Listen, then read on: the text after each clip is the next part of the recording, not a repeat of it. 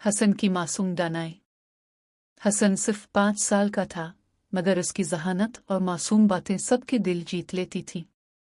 वो अपने वालिदैन और दादा दादी का लाडला था और हर वक्त कुछ न कुछ ऐसा कह देता कि सब हैरान रह जाते।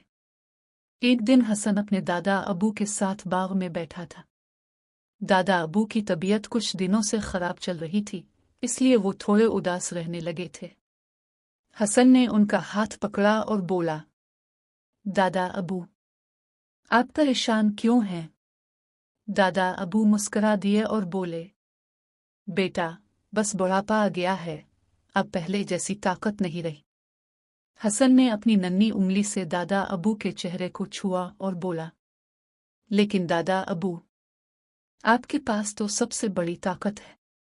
कौन सी ताकत मेरे लाल? दादा अबू ने हैरानी से पूछा। हसन हंसते हुए बोला, मोहब्बत की ताकत। आप सबसे प्यार करते हैं, सबके लिए दुआ करते हैं, सबको हंसाते हैं, यही सबसे बड़ी ताकत है। दादा अबू का दिल खुश हो गया और उन्होंने हसन को प्यार से गले लगा लिया। एक दिन हसन अपनी उम्मी के साथ बाजार गया। वहां एक गरीब आदमी बैठा था जिसके पास फटे पुराने कपड़े थे।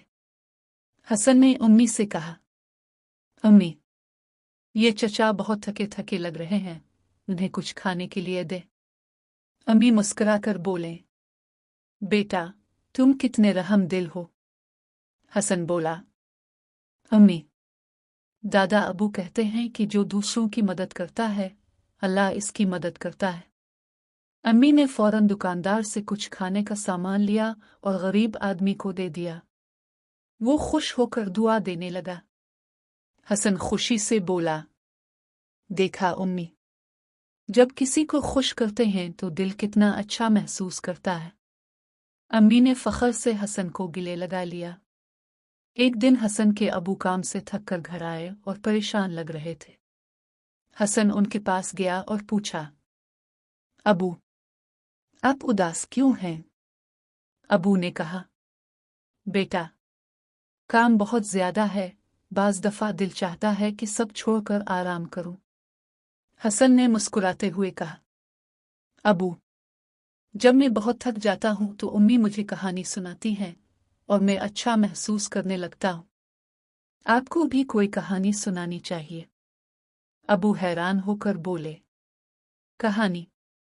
हसन बोला, हाँ, अपने बचपन की कोई मजेदार बात बताएं। जब आप छोटे थे तो आप कैसे खेलते थे? अबू हंसने लगे और उन्हें वाकई अपना बचपन याद आ गया। वो हसन को बचपन के किस्से सुनाने लगे और उनकी सारी थकन दूर हो गई। हसन की छोटी छोटी मासूम बातें सबके दिल जीत लेती थीं। इसकी जहानत और मोहब्बत से भरी बातें हर किसी को खुश कर देती थीं। वो एक नन्हा सा मगर बहुत बड़ा दाना था, जिसकी बातों में हिकमत और मोहब्बत की रोशनी थी। कहानी अगर पसंद आए तो चैनल को सब्सक्राइब करें और लाइक करें।